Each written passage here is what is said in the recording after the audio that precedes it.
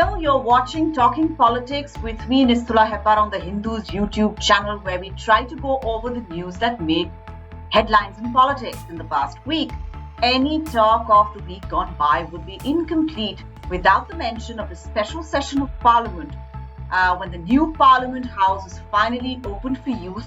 And the first piece of legislation that's cleared there, the Constitution 128 Amendment Bill, or Women's Reservation Bill, or as Prime Minister Modi termed it, the Nari Shakti Vandan Adhiniyam. We will call it the Women's Bill or the Women's Reservation Bill for shorthand, because I can't keep wrapping my tongue around all of these names for that bill.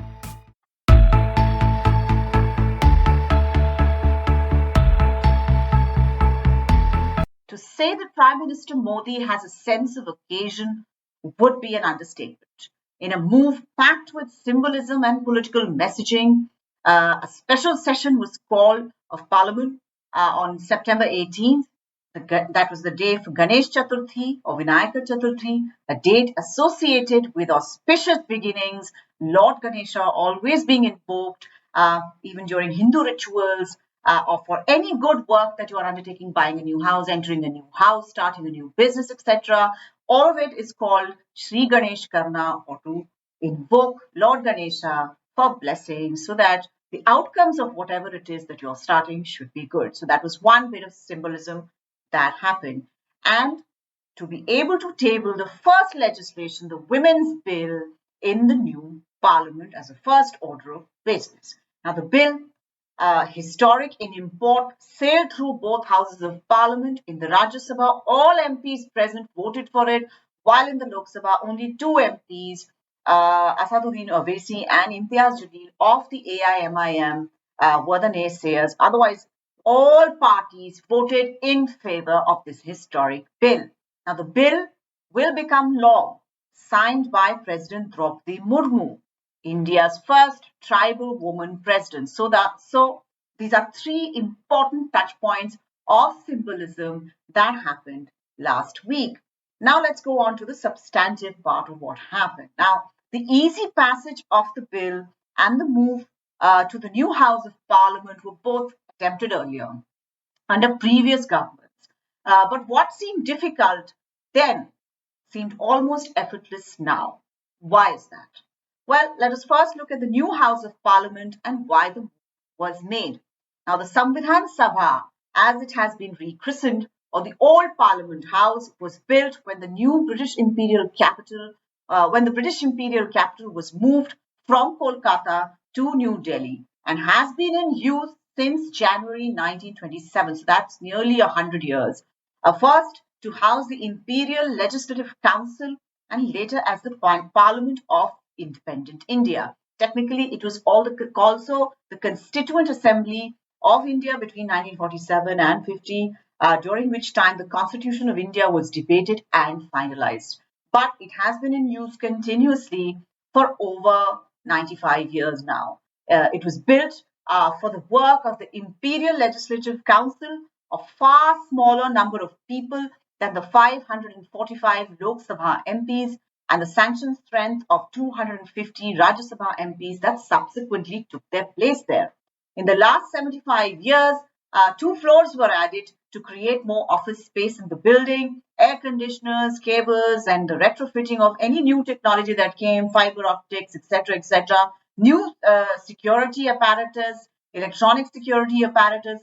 After the Parliament was attacked in 2001, all of it was retrofitted into the building. It's an old building, and very soon wear and tear took place, and by the end of the UPA-2 government's tenure, it was very clear that the building was not fit for purpose anymore. The building was a fire hazard. There was an audit done, and I remember, because I've covered Parliament for 20 years, that in 2012 there was a committee that was set up under then Speaker Meera Kumar, Lok Sabha Speaker Meera Kumar, to go into the entire aspect of the building. You needed a lot more women were in the fray at that time, both MPs and journalists and office staff, and there were no ladies' restrooms. Those were basically apportioned from the already available restrooms. There was no space to build new ones.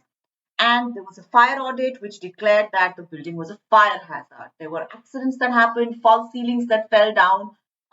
Fortunately, nobody got hurt, but it was an extremely serious and dire situation. The committee was set up, but while everyone agreed that a new parliament was needed, the matter did not proceed further. UPA government was a coalition one. A lot of its political capital was already engaged in fighting the India against corruption movement that was well underway by then. So basically, you choose your battles, and at that time, the way the political situation was poised, the UPA government uh, really did not have any time or bandwidth to invest in the building of a new parliament. So the Modi government came into power in 2014. They had their own agenda for the first few years, but of course, it was also realized pretty early on by the Modi government that this needs to be done. Not just that, even offices of the government in the central Vista area need to be upgraded. These are all old 70s buildings built in the 70s, Nirman Bhavan, Shastri Bhavan, Krishi Bhavan, etc. And Transport Bhavan, all of these needed a makeover with to keep in touch with all the digital work that is happening and to keep in touch with new ways of working, new ways of new technology to engage with it. So after a lot of discussion within the government, this time opposition was not taken on board. Uh, it was in 2021 that work on the new parliament finally began under the Central Vista redevelopment project. We can already see Kartavya Path and all the redevelopment that has happened with regard to the India Gate, the area around India Gate, and the cleaning up and redoing of the lake, the boat club lake, pond, etc. So it's part of that big project was also the building of a new parliament. Now, I have had the privilege of covering parliament for the last 2 decades, as I have said, and have been part of that lucky generation of journalists who worked in the old and new parliaments and even saw and reported on the shift last week. So I can say that I have had a vantage point. Now, the aesthetic value of the new building is yet to be pronounced, and I will keep my opinion to myself till I'm able to explore the building further in the winter session of Parliament. This time round, I just basically made my way into the Lok Sabha press gallery and saw a little bit of stuff that was required for me in the immediate aftermath of the shift because this big bill the women's reservation bill was being introduced, and I was more engaged with that rather than exploring the building. I will get back to it probably after the winter session of Parliament. Now, just as while the need for the new Parliament was acknowledged during the UPA era itself, but could not be carried out, the women's bill had been acknowledged and presented by various governments since 1996. It was in 1996 under former Prime Minister Deve Gowda that it was first introduced, but it hung fire for nearly 3 decades as the political situation in the country, largely coalition governments which had very strong bloc of mandal parties, did not allow for the passage of the bill, even with the support of the BJP and the Congress, the two big national parties. Now, the bill was brought in even by the Vajpayee government. At that time, I think it was AIADMK leader uh, who was the law minister at that time, and it was blocked by the then powerful Mandal parties like the Rashtriya Janata Dal and even NDA ally and the Janata Dal United on the question of OBC quotas within the reservation that was allowed for women. Now, in 2010, the UPA government managed to get the bill cleared in the Rajya Sabha, incidentally, and I'm like this. What would you say? The gnome figure, the garden gnome in Amali, I think, because I keep popping up everywhere. Incidentally, I covered the passage of that bill. I used to cover the Rajya Sabha at that time. I used to work with a newspaper called DNA, and I'm witness to the fact that the Janata Dal protested at that time, and its ally BJP was supporting the bill. Janata Dal UMPs had gotten violent. They threw some water glasses around, and were manually removed by marshals in the Rajya Sabha. It was an unprecedented sort of behavior with the MPs. The BJP was very uncomfortable that its own allies were being treated like this. but they said that the bill needs to be passed. They supported the bill and the bill was passed. It was stalled in the Lok Sabha, however, as the coalition government of the UPA couldn't muster the required strength and ended up not introducing the bill.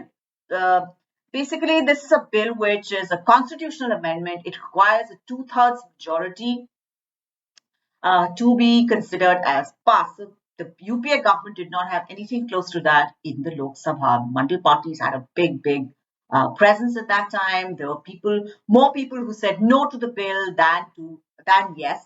And as I said again, the UPA government had too many battles to fight to invest political capital into this bill at that time.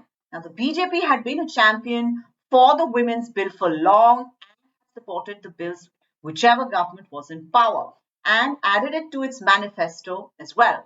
Prime Minister Narendra Modi also realized that this was the best time for the passage of the bill, a constitutional amendment requiring two-thirds majority in both houses of parliament. This was not just because the NDA has an overwhelming majority of numbers in the Lok Sabha and can muster the support in the Rajya Sabha, but also because Mandal politics had undergone a profound change since 2014. With the advent of Prime Minister Modi, India's second backward classes Prime Minister, and from a party otherwise considered an upper caste bastion, the BJP, OBC votes, at least the non-Yadav OBC votes, saw a decisive shift towards the BJP in states like Uttar Pradesh, Madhya Pradesh, even Maharashtra. In Bihar, too, some of the non-Yadav OBCs do vote for the BJP, and when it was in alliance with the JDU, a lot more did vote for the BJP. Now, this weakened the argument of the Mandal parties like the Samajwadi Party and the RJD that the bill without quota would be an injustice inflicted by an upper caste party on the OBCs. The mandate of 2019 also weakened the strength of these parties within parliament and therefore their bargaining capacity to get their own allies on board to support them in their demands. Therefore, the bill could be cleared. All of them put on record that they supported the bill, but they were still very upset about OBCs not being included. In fact, Congress changed its historic stand and said they also wanted an OBC quota within the larger quota for women, and they asked for a caste census. This was the India Alliance consensus that had been drawn in Bengaluru that was playing out in Parliament. But I think they all realized that BJP had the largest number of OBC MPs and that there was a support for this move at this time. The time had come for the women's bill to be cleared.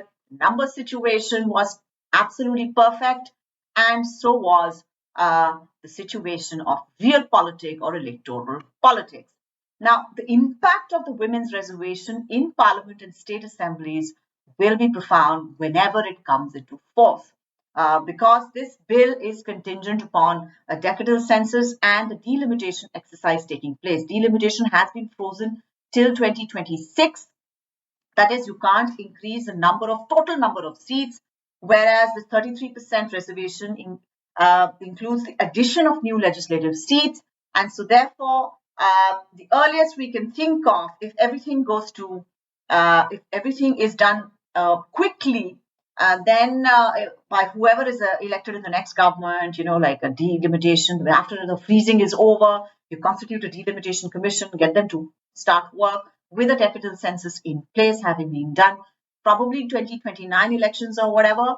But women as a political category seem to have arrived.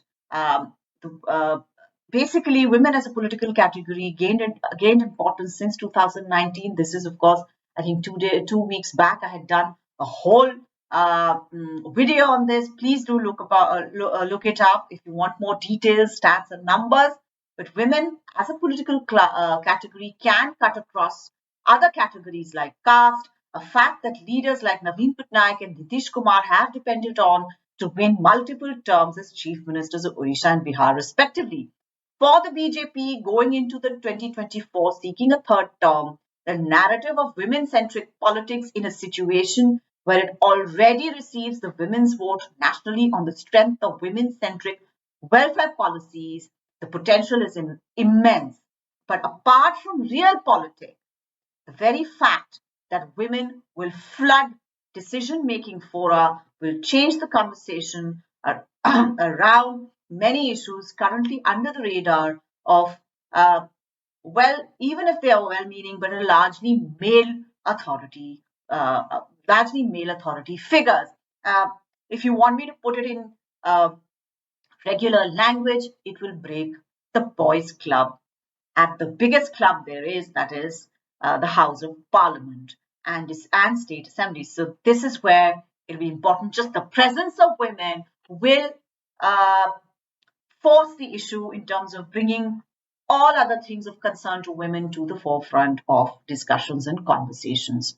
This was a week that was indeed historic, and I have tried to give an overall picture as much as I could with my unique vantage point of being an actual witness through the twists and turns over the last few decades of the story of the new parliament, but also the women's bill.